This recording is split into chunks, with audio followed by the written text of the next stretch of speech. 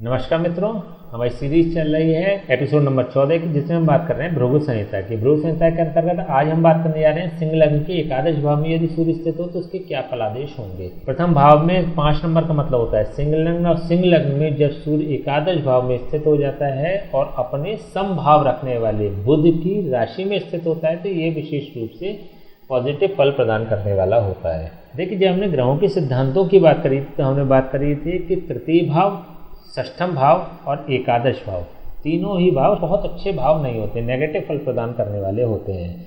तो लग्न भाव का स्वामी होकर जब ये सूर्य 11वें हाउस में बैठता है तो यह सूर्य को कमज़ोर करने वाला योग बनता है। हालांकि 11वें हाउस जो होता है वो लाभ का भाव होता है, लेकिन यहाँ पे सूर्य कमज़ोर हो जाता है। एक नियम ये भी है कि सूर्य या अन्य कोई पापी ग्रह 11वें भाव और तीसरे भाव में सबसे अच्छे रिजल्ट्स देने वाले होते हैं। तो अगर सूर्य की आइडियल पोजीशन भी देखें तो भी ये 11वें हाउस में एक शुभ योग बनाता है एस्ट्रोलॉजिकल फॉर्मूलाज के हिसाब से। लेकिन यहाँ पे एक नेगेटिविटी है कि यह लग्नेश हो रहा है। जब ये लग्नेश होकर जब 11वें हाउस में बैठ रहा है ना, तो कमज़ोर हो रहा है, लग्नेश कमज़ोर हो रहा है।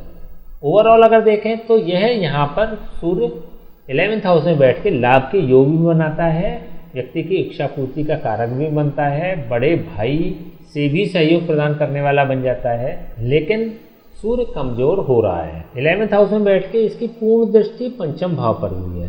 पंचम भाव पे इसकी स्वयं की मित्र की राशि है, तो यह संतान पक्ष से विशेष रूप से व्यक्ति को सेटिस्फाइड करने वाला, या संतान इसकी बहुत ज़्यादा प्रतिभाशाली होती है। व्यक्ति की माध्यमिक शिक्षा अच्छी होती है, व्यक्ति में बुद्धि विवेक खूब अच्छा होता है, व्यक्ति को पद प्रतिष्ठा प्राप्त होती है जीवन में। तो इस लिहाज से अगर देखें तो सूर्य पॉजिटिव फल प्रदान करने वाला, पंचम भाव के सापेक्ष बहुत अच्छे रिजल्ट देने वाला बन जाता है। देखिए, सूर्य होता है नवम भाव, दशम भाव और लग्न भाव का कारक।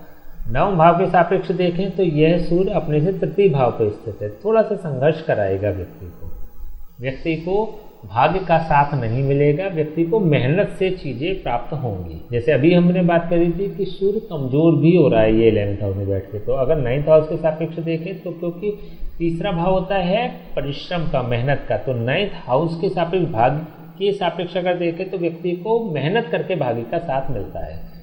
दशम भाव के सापेक्ष देखें तो ये अपने से द्वितीय भाव में स्थित है, तो दशम भाव के लिहाज से ये पॉजिटिव बन रहा है सूर्य। तो 22 साल की अवस्था में या 22 साल की उम्र के बाद व्यक्ति अपने प्रोफेशन में वेल सेटल्ड हो जाता है, तो ये प्रोफेशनली बहुत अच्छे आउटपुट्स देने वाला बन जाता है। लग्न के सापेक्ष देखें तो ये अपने से एकादश भाव में, तो जैसे अभी हम बात कर चुके हैं कि लाभ की स्थिति क्रिएट करने वाला होता है। व्यक्ति में सूर्य से संबंधित जो भी कंटेंट्स हैं उसकी पॉजिटिविटी प्रदान करने वाला होता है, जैसे मान प्रतिष्ठा सम्मान की रक्षा करने वाला होता है, व्यक्ति में धैर्य बहुत अच्छा होता है, व्यक्ति में प्रदर्शन करने की क्षमता होती है, प्रदर्शन व्यक्ति करता भी है, व्यक्ति में शासनात्मक प्रवृत्ति होती है, रूल्ड करता है, व्यक्ति रूल्ड करता है, डोमिनेंट नेचर होता है। व्यक्ति को अपने कार्य क्षेत्र में ऐसा कोई ना कोई सबऑर्डिनेट ऐसे मिलते हैं जिन पे कि व्यक्ति डोमिनेट करता है जिन लोगों को। ठीक है, तो अगर फर्स्ट हाउस के हिसाब से भी अगर देखें तो ये सूर्य पॉजिटिव फल प्रदान करने वाला है। चलिए अब हम इसके उपाय की बात कर लेते हैं। देखिए, पहले जैसे अभी हम बता चुके हैं कि एक आइडियल पोजीशन होती है सूर्य का 11वें हाउस में बैठना, और यहाँ पर भी इसकी सम राशि है, तो किसी भी दृष्टि से अगर देखा जाए तो सूर्य नेगेटिव नहीं हो रहा है, तो एक आइडियल पोजीशन है। अगर कहीं और स्थिति होती तब भी हम ये बात करते हैं कि 11वें हाउस में इसको मूव कराया जाए, तो ऑलरेडी क्योंकि ये 11वें हाउस में तो आवश्यकता है नहीं किसी भी तरह के इसके परिवर्तन करने की।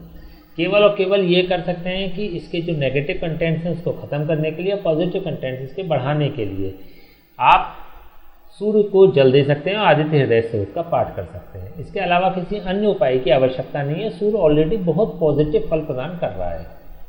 ठीक है, तो आज हमने बात करी सूर्य 11वें हाउस में स्थित हो तो उसके क्या फलादेश होंगे। नेक्स्ट वीडियो में बात करेंगे सिंह लग्न के द्वादश भाव में यदि सूर्य स्थित हो तो उसके क्या फलादेश होंगे। तब तक के लिए हमें आज्ञा दीजिए। नमस्कार।